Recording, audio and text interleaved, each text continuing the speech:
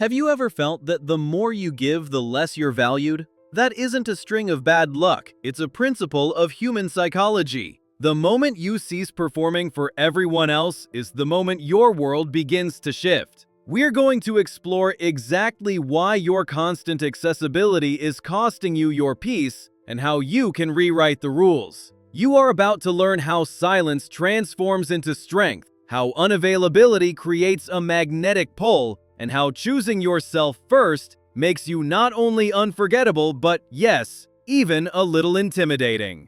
Have you ever had the urge to just disappear? To simply vanish? To stop answering messages? To stop showing up? To stop agreeing to things that you never wanted to do in the first place? Initially, your absence goes unnoticed, but then the change happens. The questions start. Are you all right?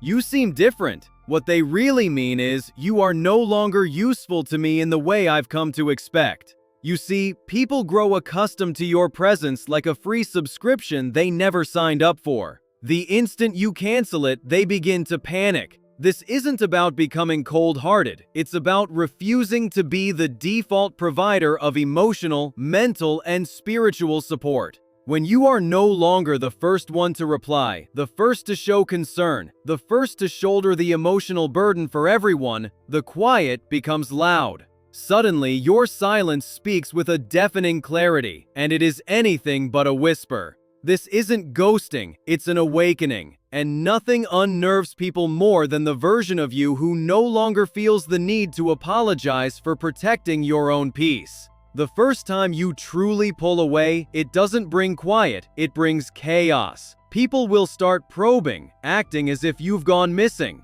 It's not because they are worried about you, but because your absence has broken their system. You were their rock, the mediator, the one who gave instant replies, the one who absorbed their problems. But you are not that person anymore, and this is where the dynamic gets distorted. The more predictable you once were, the more intensely they will react to you stopping. It's as if their personal emotional vending machine just stole their last dollar. Instead of self-reflecting, they project their frustration onto you. You're so selfish. You're acting all brand new. No. Answer messages while you are in the middle of your own crisis. Why do we do this? Perhaps because we were taught that our value is tied to our accessibility. But this kindness comes with a hidden cost. It's invoiced every time you reply when you're depleted, listen when you're falling apart, or force a smile when you're breaking inside. You're paying an invisible tax, not with money, but with your very identity. At the end of the day, you are left empty, wondering why you feel so unseen. The reason is simple. You weren't being seen. You were just being used politely. And when you finally stop paying that tax, they notice. All of a sudden, you're not so easy to get a hold of. Good. Does it feel like people treat you like background noise?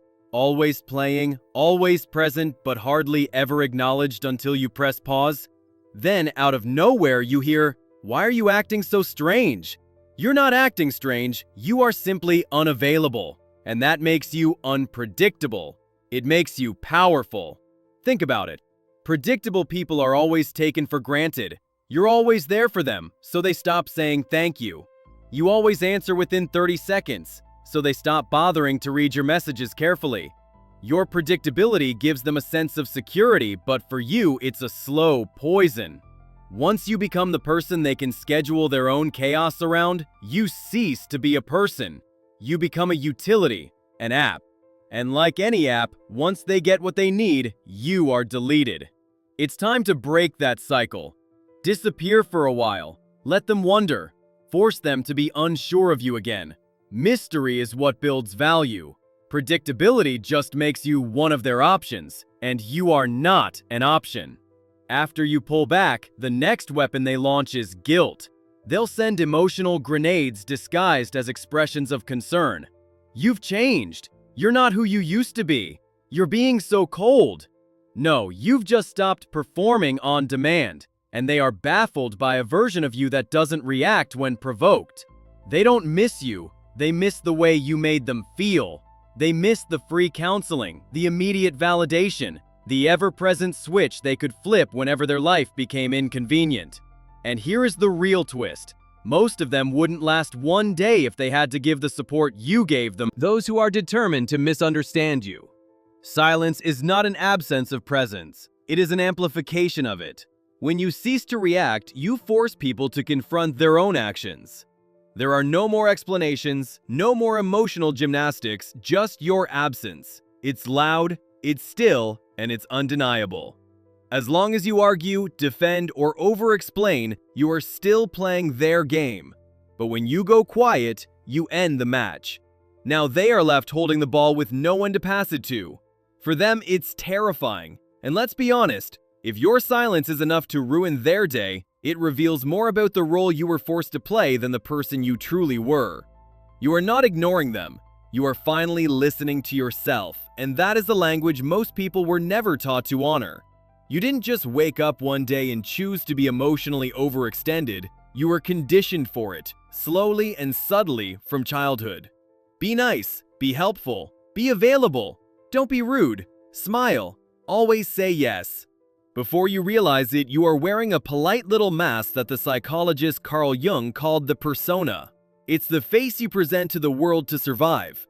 But it's also the trap that locks you into roles that drain you completely. So when you stop being so available, you are not being difficult, you are simply taking off the mask. And the people who relied on that mask? Yes, they will be thrown into a panic. You are no longer the overgiver, the peacemaker, or the fixer. You are just you. And that raw, boundary-enforcing, unapologetic version of you isn't broken, it's authentic. And authenticity does not come with a customer service hotline. The moment you are no longer emotionally on call, something remarkable occurs.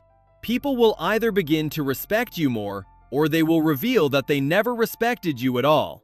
Unavailability is not a form of rudeness, it's a form of resistance training. You are not being distant, you are being selective. In a world filled with oversharers and energy vampires, selectivity can be mistaken for elitism. Good, let them think that. Your unavailability is frightening to them because it means they can no longer predict you or manipulate you. You are no longer their emotional ATM, where they can make a withdrawal at 2 a.m. Absorb their chaos.